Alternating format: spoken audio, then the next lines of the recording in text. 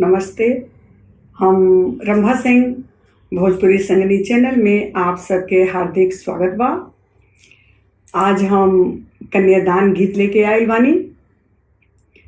ई एगो पापा और एक बेटी का बखान बा और एके हम गीत के माध्यम से आप सबके सुनावतानी और आप एके सुनी और एक आनंद उठाई और अच्छा लगी तो आप लोग सब्सक्राइब करें, शेयर करें, कमेंट करें।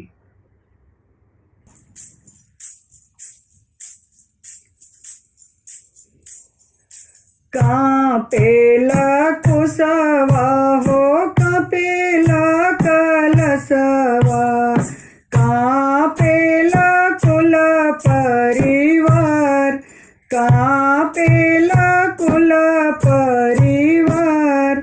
सूतल रहनी मोया माँ के गोदिया, निदिया उचट गईले मोर, निदिया उचट गईले मोर। के करे दुआरे आमा बाजन बाजेला, के कर जे होखेला बिया, के कर जे होखेला बिया।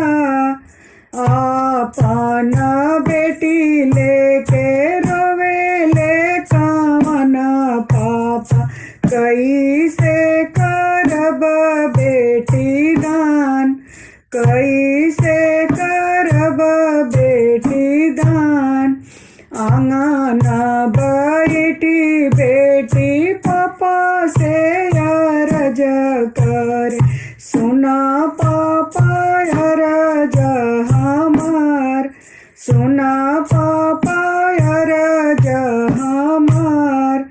जैसे के पापा मोरे तिलक चढ़वल, वैसा ही कर कन्यादान, वैसे ही कर कन्यादान।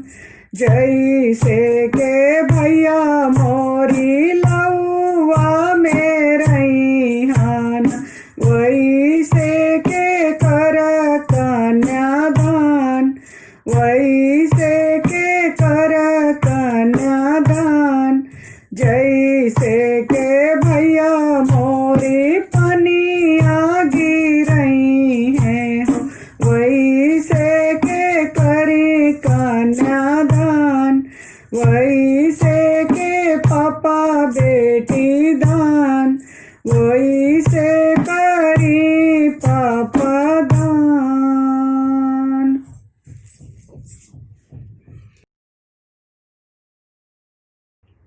आप सबके ये कन्यादान गीत कैसन लगल?